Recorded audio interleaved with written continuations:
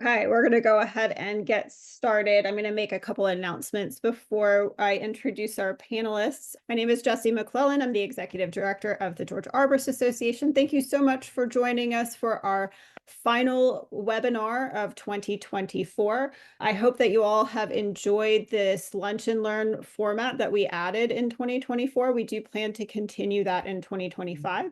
So there will be, again, 12 opportunities for webinars in 2025. We have some exciting topics coming up for you. Stay tuned for those. And then there's also additional topics coming with our Business of Arboriculture series as well. So lots of opportunities to learn from our experts in our area. A couple of notes. We will be answering questions from the audience today. That is the primary purpose of this webinar. And so I hope that you will engage with our panelists and ask the questions that you have burning on your mind. If we don't have any questions from the audience, then I have some prepared questions, but please use the Q&A to ask those questions and not the chat. I will do my best to monitor both, but most of the questions I hope will come to the Q&A. If you are interested in receiving a CEU for your attendance today, I will be putting a link in the chat at the end of the webinar, so you have to stick around till the end to get that CEU. We do have a couple of exciting opportunities coming up. We have our awards ceremony coming up in January. It'll be at Amicalola Falls, which will be our winter workshop as well. We have some really cool topics and really cool speakers for that. It's going to be a management soft skills focus. So if that's something that you're interested in learning about, please consider joining us. So it'll be a full day or a half day of learning followed by an evening of celebration with other arborists.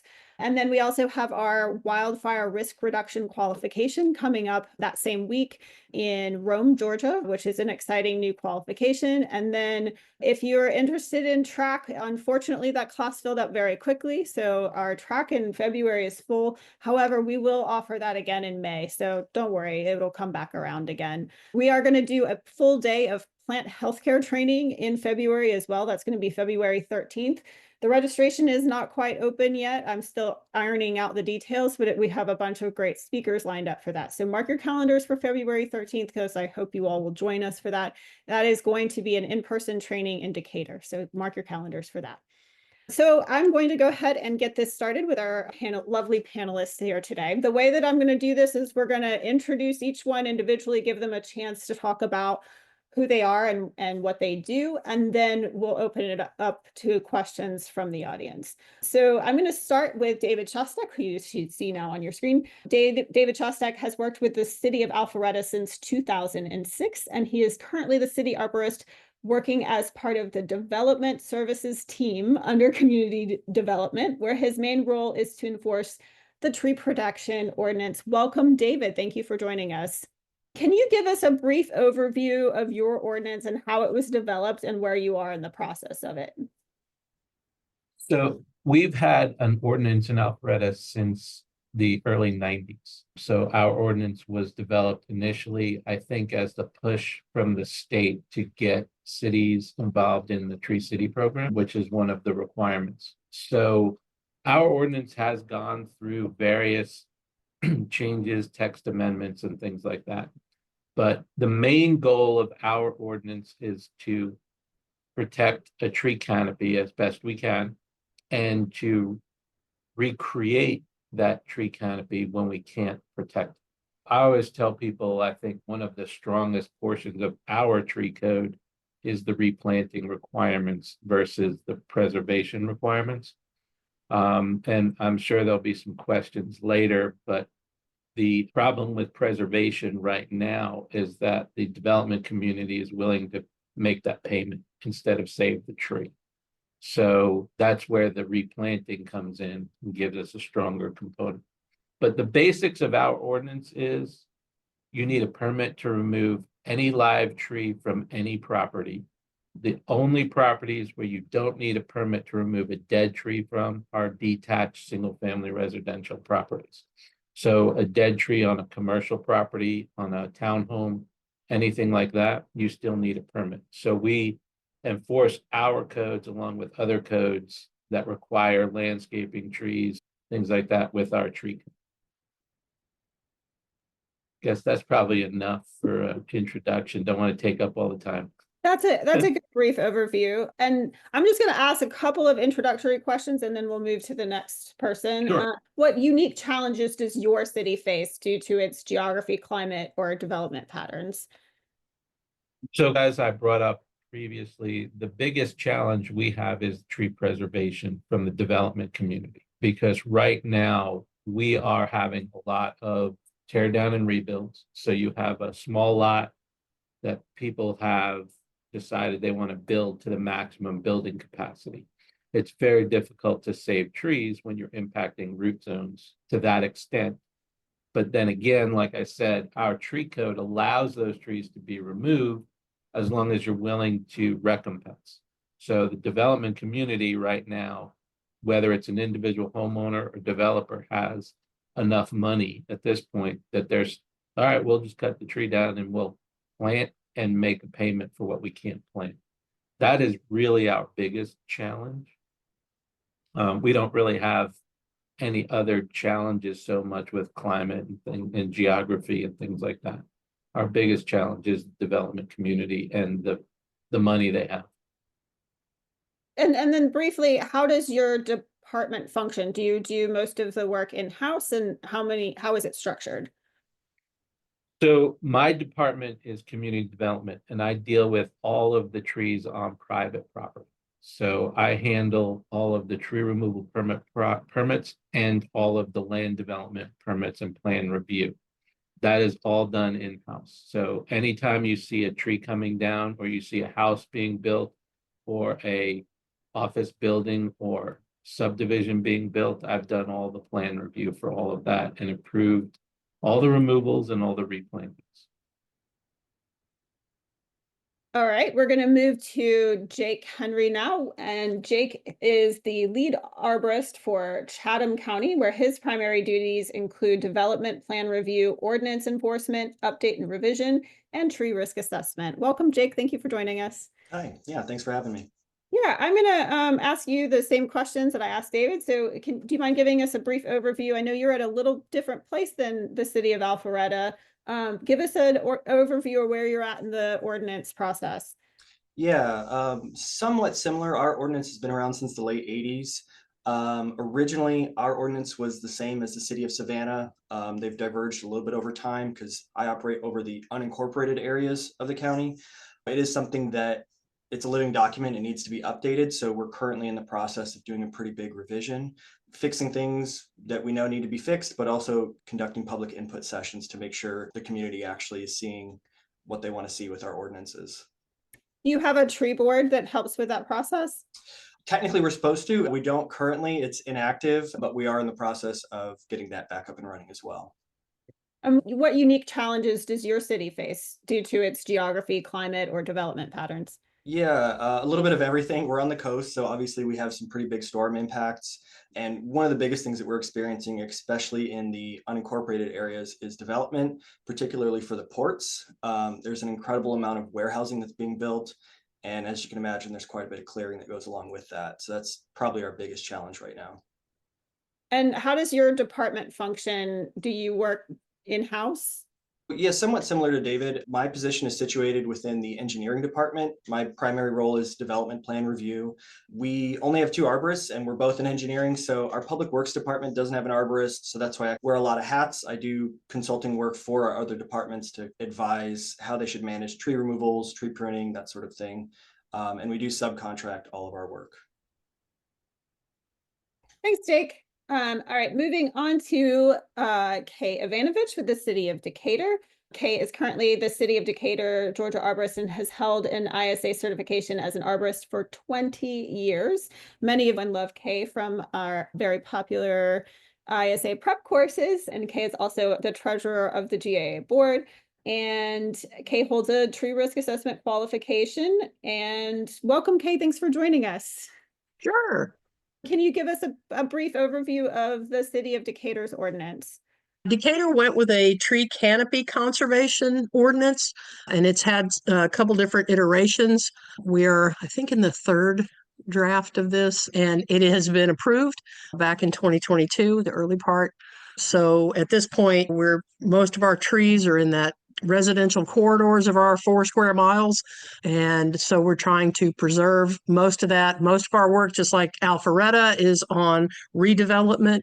And then the least canopied area, of course, is our downtown corridor. So we're trying to figure out ways to get more canopy cover down in that area. And we have 2 arborists that work for us, and we try and do things the best we can, review everything in-house. All of our enforcement reviews, planting projects, all that is undertaken by volunteers. We work a lot with Trees Atlanta, and most of the work on the ordinance and permitting of any kind is done by our 2 arborists. What unique challenges does your city face due to the geography, climate, or development patterns? Like I said, with redevelopment, it's always a trick when you're trying to actually increase your canopy cover. The only way to do that is to save more trees on an existing lot when the redevelopment happens, and then plant new trees on site and off site, because homeowners still want to be able to have that garden or play area for their kids. So you have to give options. But obviously, with only 4 square miles, allowing plantings on site and off site, we will eventually run out of room, and then we'll figure out how to work with that when we get to that point. But that's it. Space is a premium. The trees need space to be actually mature and have enough root system space to get to a mature level. So it's trying to figure out how we balance all of that together, tree needs, people's wants, and figuring that out. So yeah. And I think you already explained how your department functions. You have 2 in-house arborists. So if you wanted to add anything to that.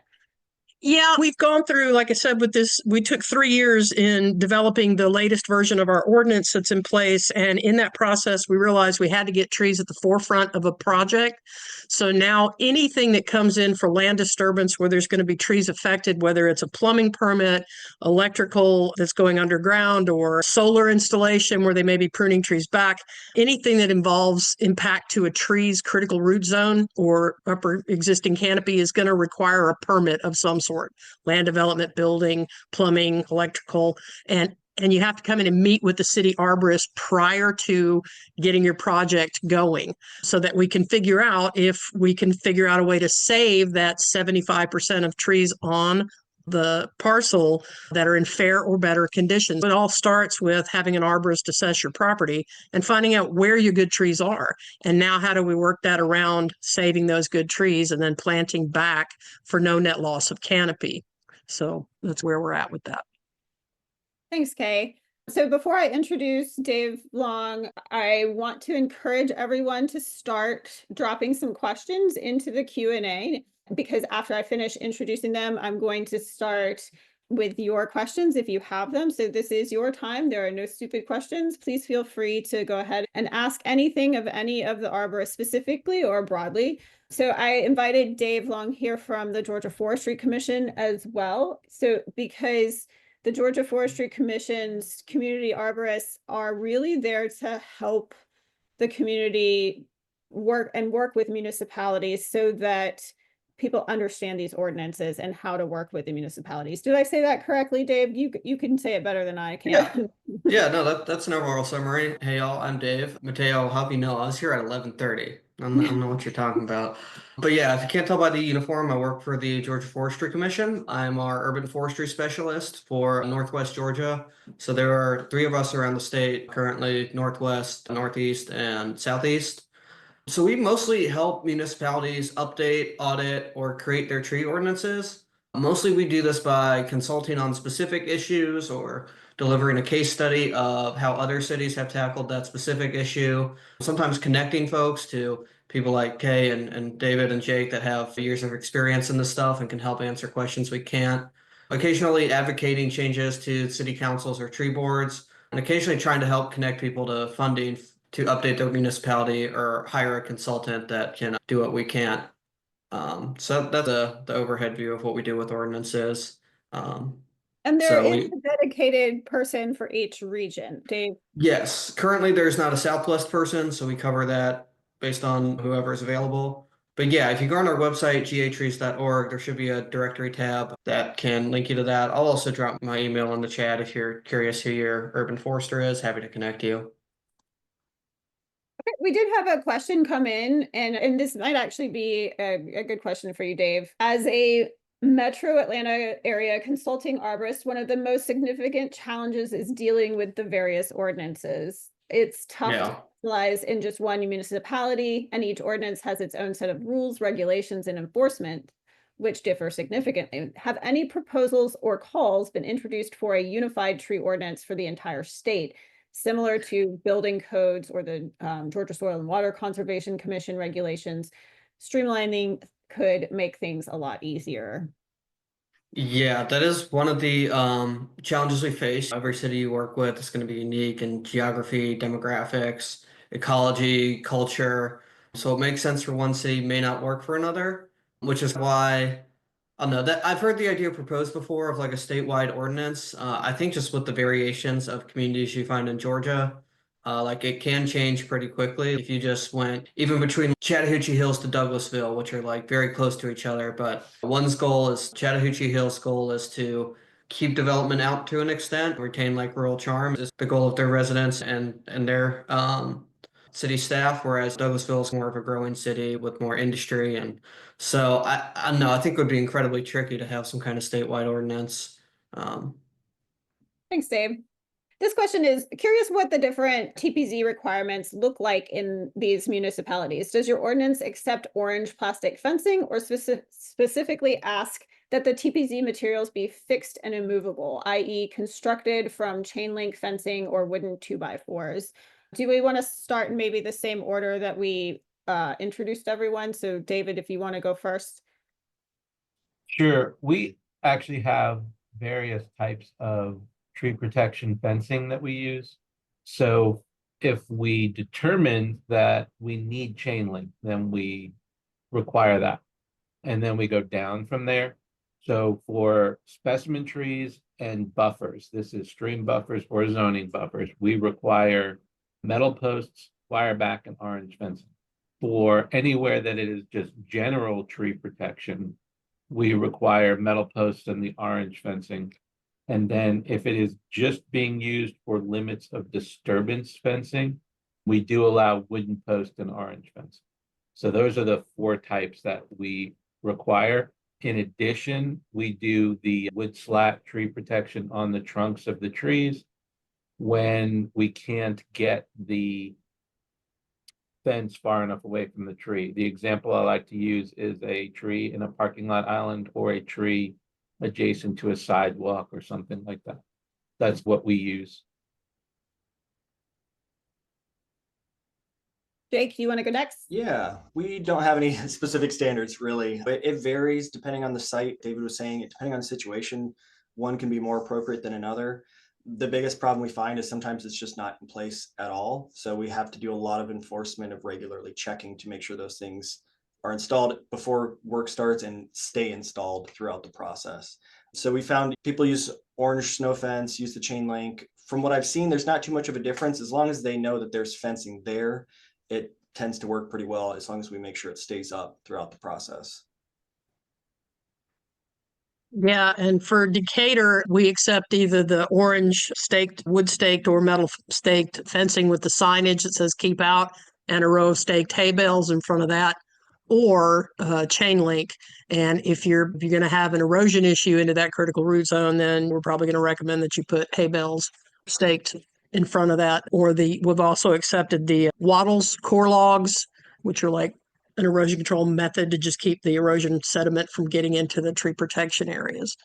The signage is required on both. It has to be keep out in Spanish and in English to try and help everybody understand that's the protected area and you're not to get in there. And as far as critical root zones go, I think that was other part of the question. Ours is 1.25 times the trunk diameter out in radius from the trunk, and we're looking at net critical root zone. So you can't impact more than 20% typically, unless you have an arborist prescription and we agree and concur that the tree can handle a little bit more impaction, then it may go up a little bit higher in percentage, but you have to actually have a certified arborist prescription in order to do more than that 20% impaction.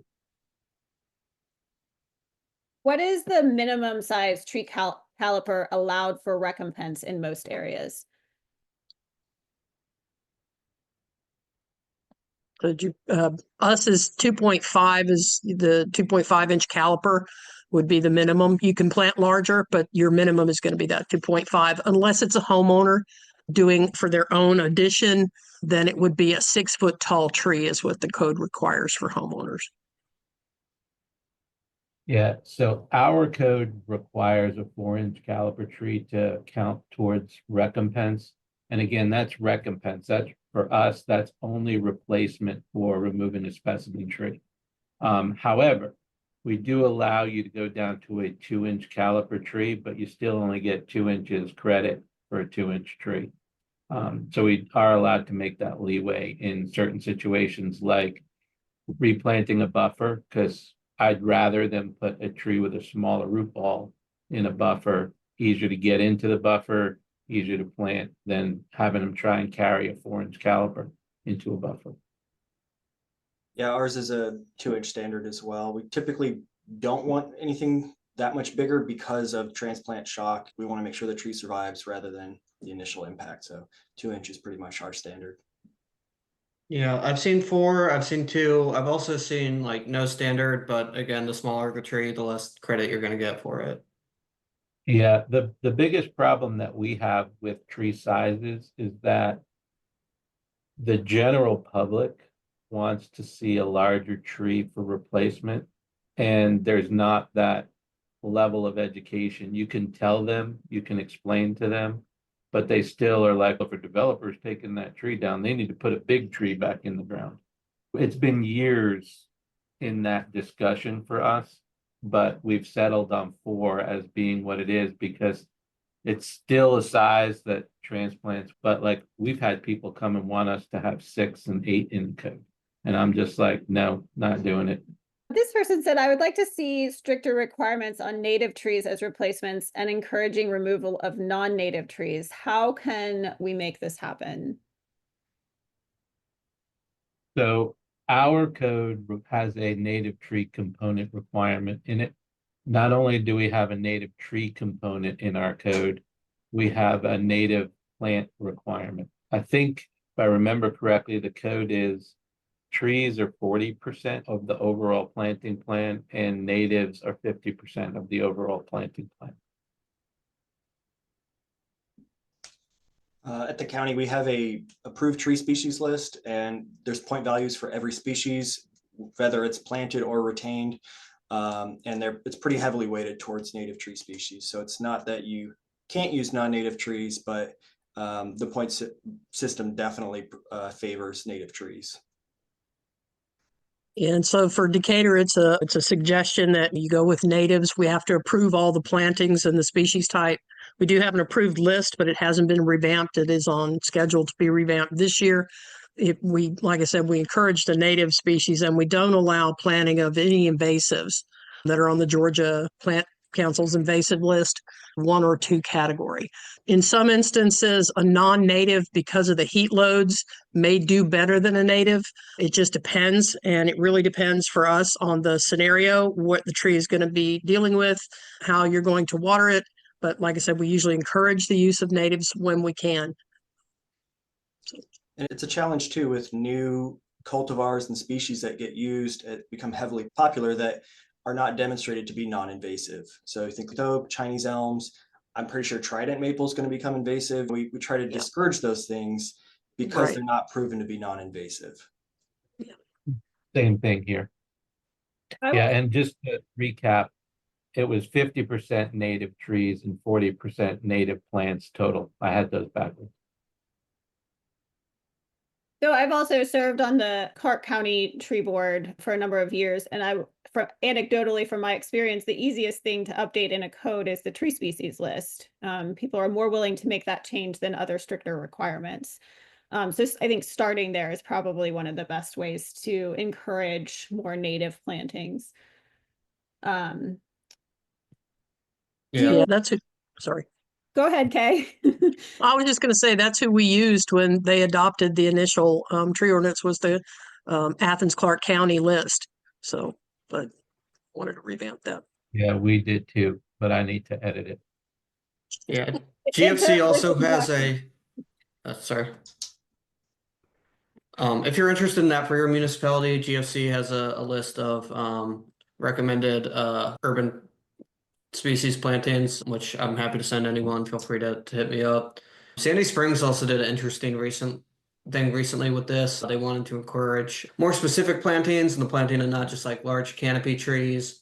And they wanted to incorporate the idea of ecosystem services into municipal plantings and new developments. So they created a scoring system based on wildlife value and the ecosystem services that each species can provide on their list. So how good is it for pollinators? How good is it for mammals, et cetera, et cetera. And while I don't believe there's a point system attached to it, it's kind of part of their technical standards manual that they have in their ordinance. So it's just, hey, developers, you can follow this and there won't be any problem. That starts to touch on nursery availability too, right? Like I have lots of trees that I would love to see, but no one's going to find them.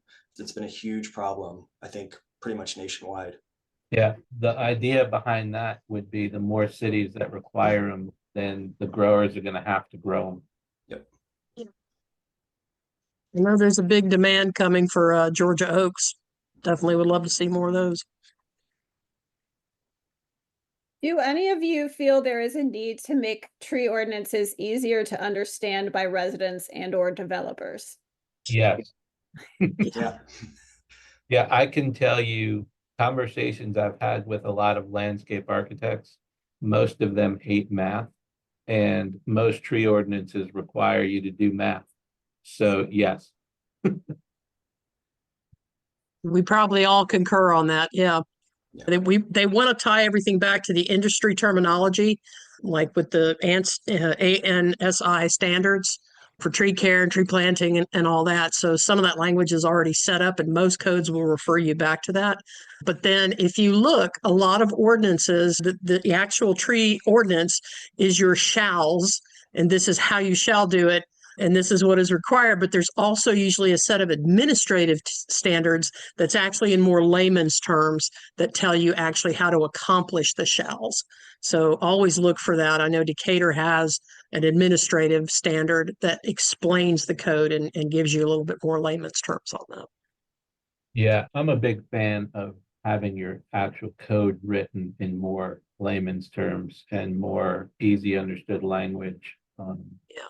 And that was one of the reasons we got rid of density units and went to inches per acre, because it's just more understandable by the average person. And I think one of the challenges we deal with too is these development projects have to refer to multiple ordinances. It's not just our tree ordinance, it's soil erosion, it's flood damage prevention, all these things tie together, zoning. So the simpler they are, the easier it'll be on everybody to review them. The next question is, I am Seth Yerman from Peachtree Corners. He says, hi, Kay. We use the tree density units approach, but interested in other approaches as we are affected by lots of redevelopment. Also, any data showing that lowering the minimum DBH for specimen trees is an effective and accepted way to preserve inches and canopy. So I'm going to answer the second portion of that. So the idea of having a smaller diameter tree as a specimen tree to be preserved is actually, yes, easier to preserve because you have a smaller critical root zone that you have to work around. So what we did was we actually reduced the size of some of our specimen trees, and we also added something to our code called a tree of quality, which gives a benefit to reduction in recompense if you save smaller sized trees. So you're saving semi-mature trees that are smaller and easier to design around instead of having them cut everything down and plant new. So yes, giving more credit to smaller sized trees is a much better way to preserve canopy. Yeah, I'll piggyback on that with what David said. The younger trees tend to survive development and construction better than the older mature trees, which may be on their way out. So Decatur's answer to that was to preserve or protect, not preserve, protect anything that's over 6 inches diameter, because it's hard to get a 6-inch diameter tree at a nursery. And so you're offering credits for those trees as long as they're healthy. So we do an assessment or require an assessment for how the tree condition is. Is it a poor tree? Is it a fair tree? Is it a good tree? Is it a great tree? And you have to save 75% of trees that are in fair or better condition on the lot. So it can be those 6 inches or larger, but you tell us the condition first. That's the most important thing, because trees in poor condition typically don't survive a construction project. It takes a lot of work, like David said.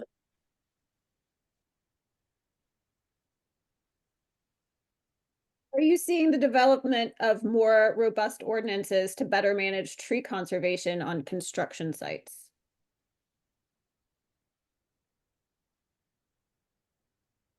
I'll say- field that if David doesn't jump in.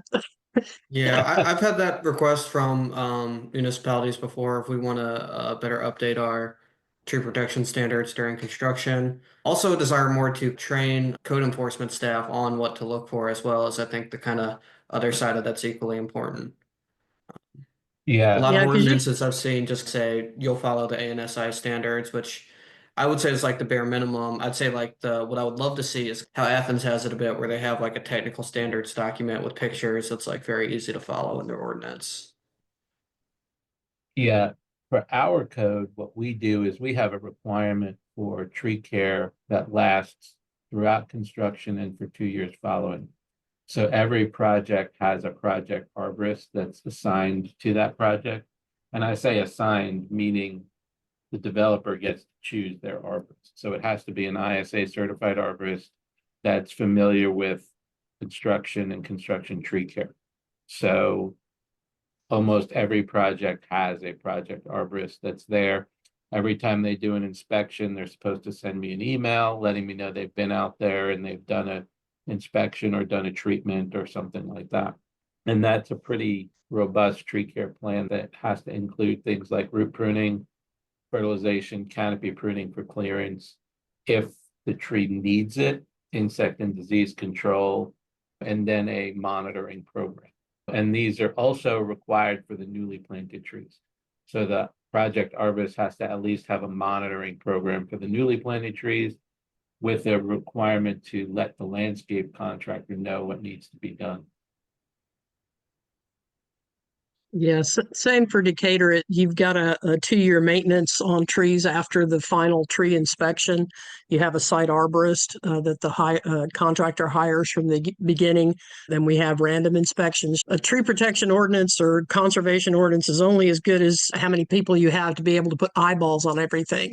And so you try and get out there as much as you can and do random inspections. But with those requirements built into the ordinance and the code, and there actually being a handoff when the new owner comes in, they have to instruct them, fill out a form that here are the saved trees and the new trees, and here's the planting requirements. And they have to determine who's going to take care of it, the homeowner or the contractor. And then they have to give that to the city, and we monitor it all the way through the 2 years. That's actually one of the big challenges we deal with here at the county is we don't require that. So a lot of the burden is placed on us to verify if the trees are suitable for preservation, verify that they have proper tree protection in place, et cetera. So that is one of the changes we're looking at making in our ordinance revision, is that they need a project arborist. They have to submit a maintenance plan for any trees that are preserved. And an initial assessment, is the tree even worth preserving? Yeah. It takes up a lot of our time just to go look at trees. We like the third party. This has already been answered in a way, but more directly, how does the process unfold for homeowners who believe they have a hazardous tree on their property? Can they hire an independent arborist to assess the tree and then request a permit? Or do they need to consult with a municipal arborist from the start? So I'll start. So in Alpharetta, they are required, if they are looking to remove a specimen tree and they believe it's dangerous, they are required to get an assessment from an ISA certified arborist, and then I will review that and see if I agree with the findings and if the science backs up the report. And then they can apply for a permit, or if the tree is actually at a higher risk of failure that needs to be handled quickly, then we do allow them to remove it without a permit, but they do need to send us the information by email, and we have a record of it. So ours is somewhat lenient for single family homes on an individual lot. Residents can clear up to an acre without a permit. So They can pretty much manage the trees however they want. When it starts getting above an acre, or if it's commercial, industrial, multifamily, or multiple parcels, then we do start requiring a permit. But for a single lot, it's basically up to an acre. They can manage it how they see fit. Yeah, Decatur is a lot like Alpharetta in that respect, that a homeowner can remove a hazardous tree if they have a certified arborist report on that.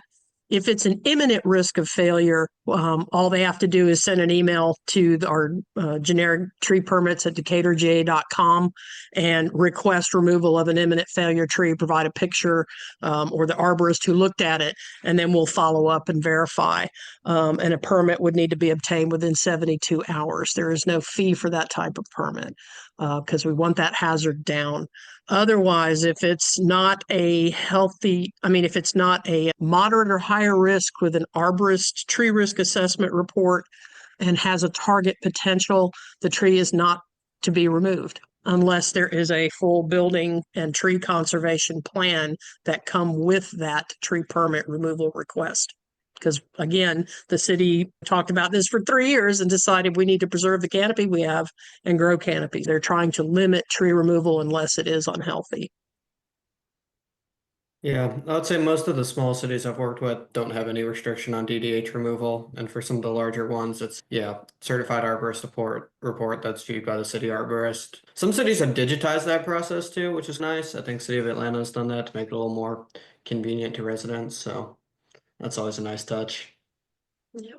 Yeah, it's really going to vary from municipality to municipality. Here in Athens, Clark County, you can remove any tree at any time without a permit, except for with development. Totally different specs. How long have each of these municipalities had dedicated arborist positions?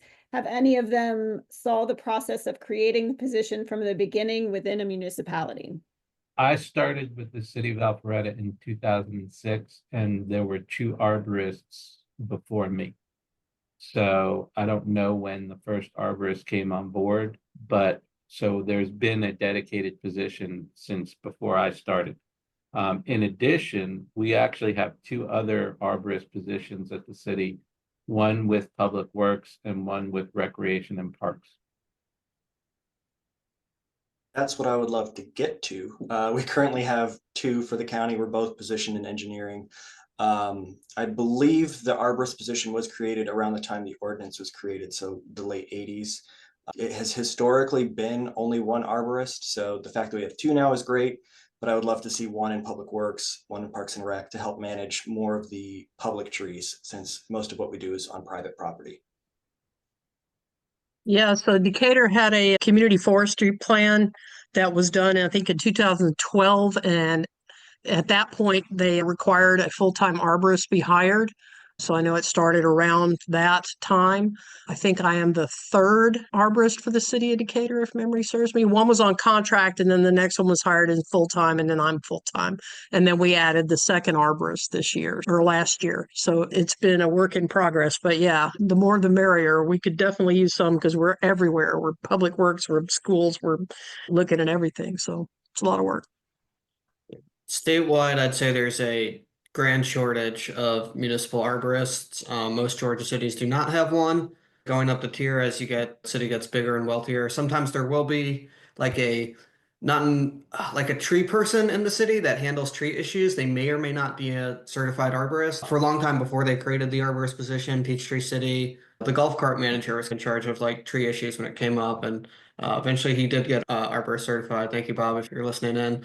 So sometimes it's just someone on community development or public works or some staff that kind of handles these issues. Sometimes they are an arborist. Sometimes they know what they're doing, even if they're not. Sometimes they don't and need to call us in, or it depends.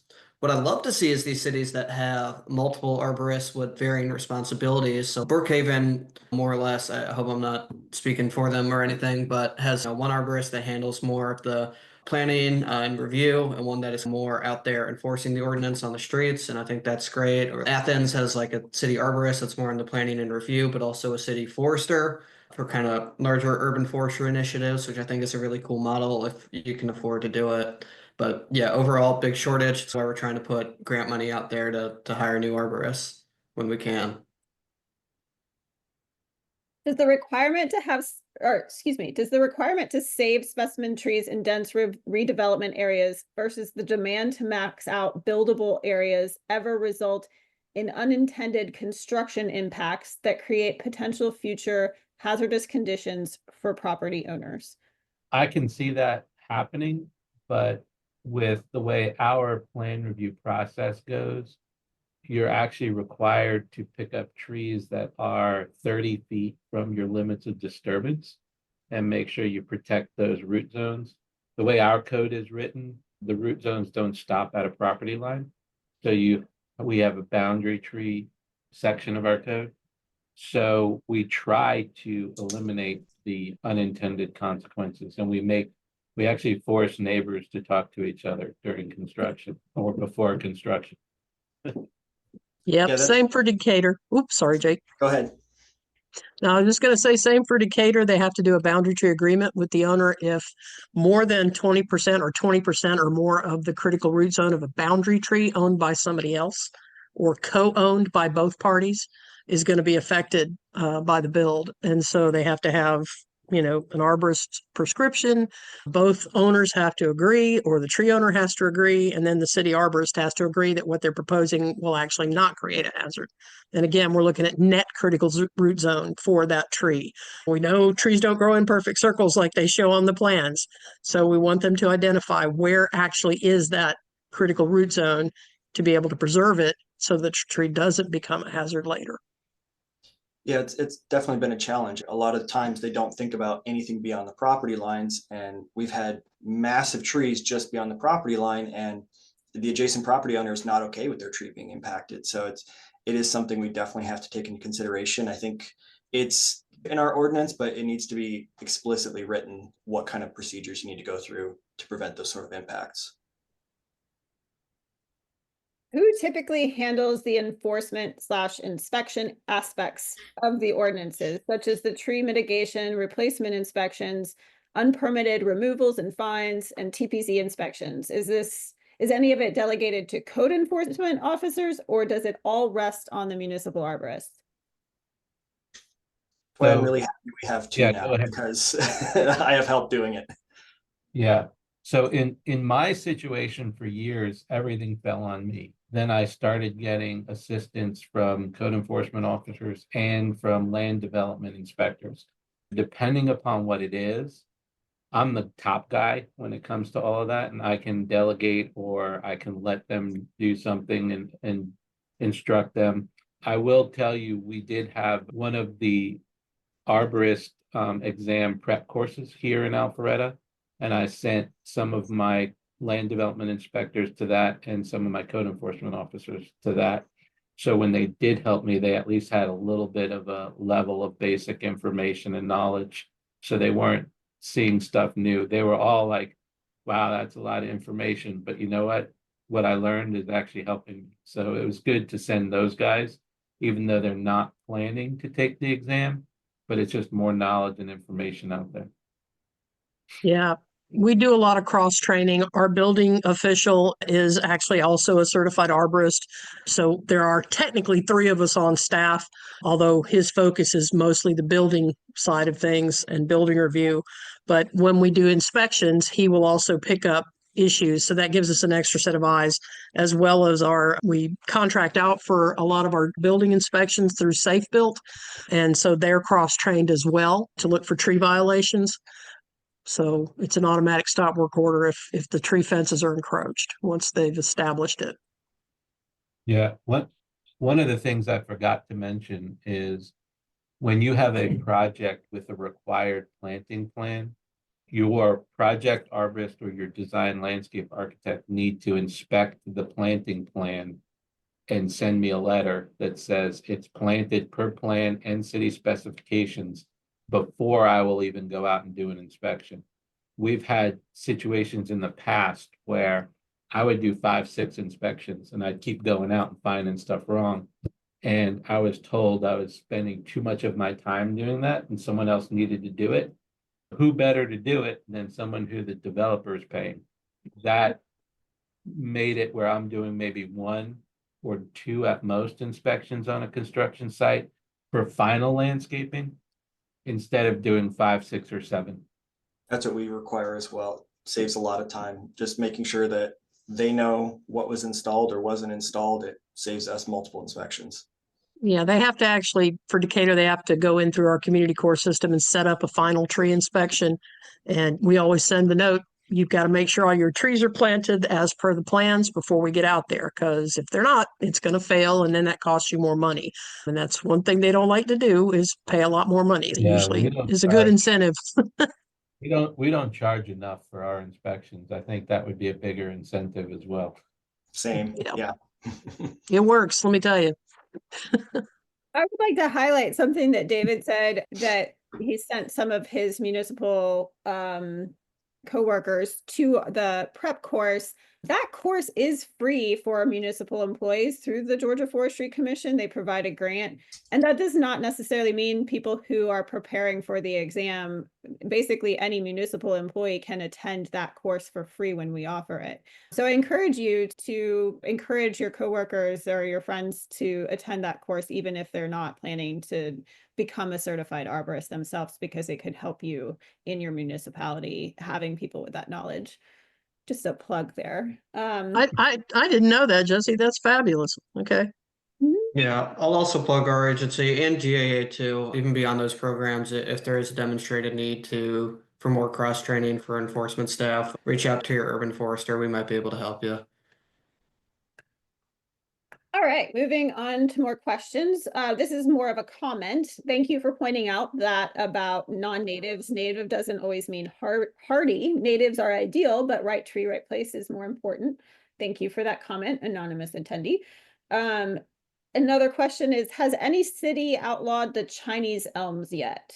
It is on our limited use list. It has not been outlawed.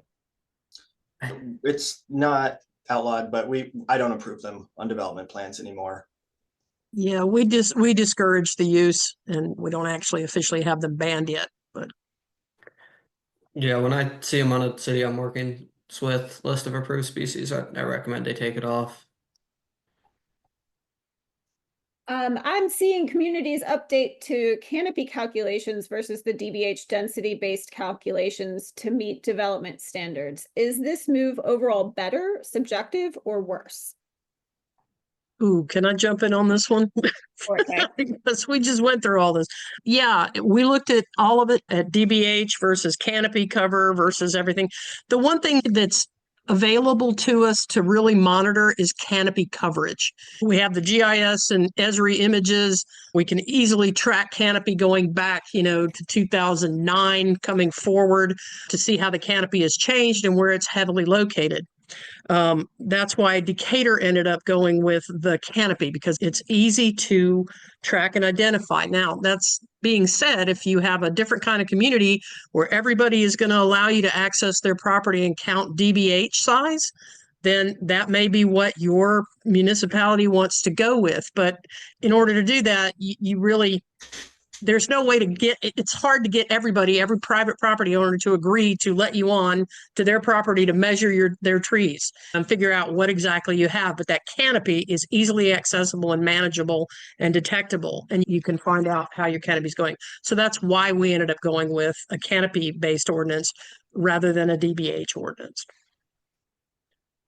Yeah, we look at it a little differently in Alpharetta, because we're not actively managing private properties. We're managing private properties when they request a permit or when they cut a tree down illegally.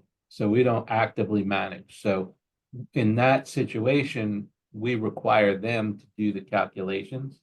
And as I said earlier, it's easier for someone to look at their property and look at a tree and go, that's about 10 inches, that's about 12 inches, that's about 20 inches, and come up with a total, versus having them take an aerial photograph and trace canopy coverage and things like that.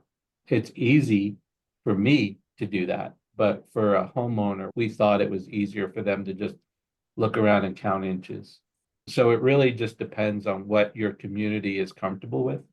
And we do have an alternate calculation for detached single-family residential where they can calculate canopy coverage versus inches per acre. we allow them to pick and choose. Yeah, ours is based off of DBH, inches of caliper, but the goal is canopy overall, right? Similar to David's. We're enforcing that really on the front end when it comes to development. We're not tracking that so much over time. So it's what's easiest for us to enforce, and it's what's easiest for developers, landscapers, landscape architects to interpret, I think. And again, like I said, small city, we're dealing with 4 square miles, so that's how it was easier to detect. Right. And Decatur's ordinance does cover private property, so again, it's how your ordinance is set up and what works best for your municipality. Yeah. Yeah, and I think a lot of these discussions we're having go back to one of those original questions about having one ordinance for all cities. You definitely have different demographics, you have different council people, you have people with different ideas, you have different, even in the state, you have different ecological formations, you have the coastal plain and the Piedmont. So one ordinance for the entire state or even the Atlanta metro area would not work. Yeah. I do have one thought on that, though, why it would be interesting. So one of the things that we run into oftentimes down here is state level entities do not have to adhere to our local ordinance. So that is a challenge we deal with a lot. It's becoming increasingly difficult. Even having an incredibly simplified state level ordinance would help us have some enforcement with those state level entities, because as it is right now, they just shoo us aside. Yeah, we're the I could same see way. that. Like State and even county. Yeah, state and county, they don't have to deal with our tree ordinance. Okay, looking ahead to when space is maxed out in urban or other developed areas, has any municipality in Georgia considered looking at the alternate of green roofs in lieu of tree planting? This may be appropriate in highly urbanized areas or areas with large buildings, or proposed due to the large amounts of impervious they result in. Green roofs have similar but different positive impacts. Yeah, I'm going to jump on that. Decatur's definitely already looking at green roofs and how we're going to incorporate that into our climate policy for our downtown corridor, because that's where most of our heat load is, in that downtown corridor. So how do you retrofit? How do you create ordinances that require that? And you're right, eventually space is going to be a premium thing for tree planting. So how else can we get climate reduction going on in other greening methods? So it is something we're in the process of talking about with our downtown sustainability plan. Yeah, Sorry, go ahead. You go first. We're looking at that really, especially from a warehousing standpoint. It is just such an incredible chunk of impervious surface. So any way that we can break that up, we're trying to get at. So with our ordinance revision, that is something we're considering, because those warehouse roofs are just unbelievably massive. So any way that we can offset some of that would be incredibly helpful. So green roofs or even solar panel requirements, trying to break up the massive parking areas around, anything we can do to help reduce that urban heat island effect will be beneficial. Yeah. So we don't have a difference for zoning. So all of our properties need to meet that minimum tree density. So whether it's a warehouse or an individual home, you have to meet that minimum tree density. So we always require space to plant trees. However, when it comes to recompense, we don't specifically talk about green roofs, but we do allow alternative landscape plans or alternative landscaping to count towards recompense. And typically we calculate the dollar value of the recompense, and then we allow them to reduce that by $1 per dollar amount if they do an alternate planting. And I can see where we would allow a green roof to count towards that, as long as they continue to maintain it. Yeah, space being maxed out is definitely a issue, especially for cities around the Atlanta area that are running out of public space. The sort of answer I see to that is, assuming your city has some kind of trust fund that developers can pay into in lieu of recompense plantings, diversifying the spending of that. Most cities that do have a tree trust fund, if they have one, it's strictly reserved for planting and maintenance of trees on public property. But when you're running out of public property, I like to go to the city of Atlanta as a benchmark for creative uses of the tree fund. You got to be careful that money doesn't become a general landscaping fund and that you're somewhat specific in the uses. It's a bit of a balancing act. But yeah, with how much albedo effect and impervious surface we get off roofs, especially in some of these suburbs where you got, like saying, big warehouses, big data centers, things like that. Yeah, I could see green roofs being a good creative use of tree trust fund money. If you have not enough space to plant and too much money that's going in the tree fund.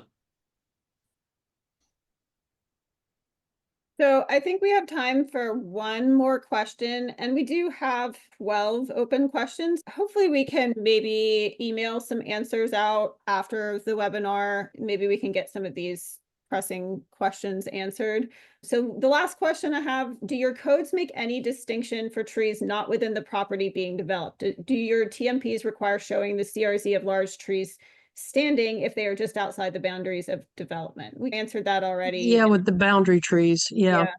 Sorry, I should have pre-read that. Let's see. Why don't we just end there? We're at 12:59. Again, if we can, maybe we'll email these questions and answers out and see if we can get some answers to some of the questions that are in the Q&A. So if you still have a question that you would answered, I'll also share the contact information for our municipal panel so that if you have direct questions for them that you can ask them. I did put the link for the CEUs in the chat. So if you would like to receive a CEU for your attendance, please fill out that form. And I encourage you all to make suggestions for what kind of topics that you would like to see. I appreciate everyone submitting their questions. I had a whole list of prepared questions just in case that I didn't need it all. So I love that. And perhaps we can do this again next year because it sounds like everyone has a lot of questions for our municipal friends. Thank you all for joining us. Please fill out the form for CEUs, and I look forward to seeing everyone at the award ceremony in January and at future presentations in the new year. So thank you all for attending, and I appreciate your time. Kay, Jake, and David, thank you all for joining us and answering these questions today. I really appreciate it. Yeah. Yeah, Our Thanks, pleasure. y'all. thanks for hosting.